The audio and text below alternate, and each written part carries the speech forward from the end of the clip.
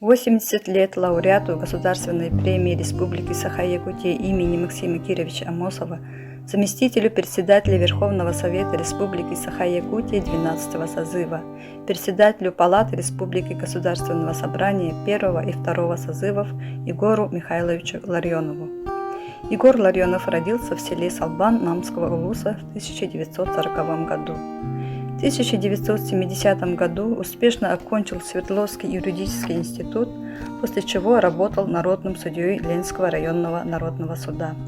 В 1983 году Егор Михайлович оканчивает Хабаровскую высшую партийную школу. 5 лет он проработал вторым секретарем Сунтарского РК КПСС. Жители Улуса с теплотой вспоминают эти годы.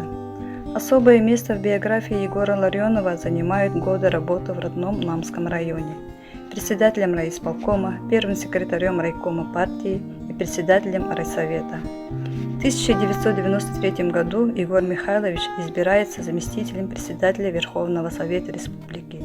Высокий авторитет среди земляков, завоеванный годами честного и добросовестного труда, был трижды подтвержден избранием народным депутатом Верховного Совета, Государственного собрания Ильтюмянь Республики Саха-Якутия 1-го и 2-го созывов.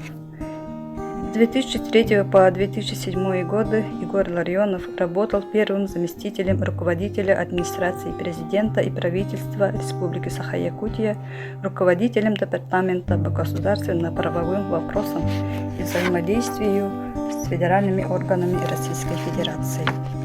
2 года был полномочным представителем президента Республики Саха-Якутия в Конституционном суде. Его человеческие качества снискали большую симпатию и авторитет среди сослуживцев, друзей и коллег. Какой бы ответственный пост Егор Михайлович не занимал, главными критериями для него всегда оставались принципиальность, ответственность, честность и высокий профессионализм.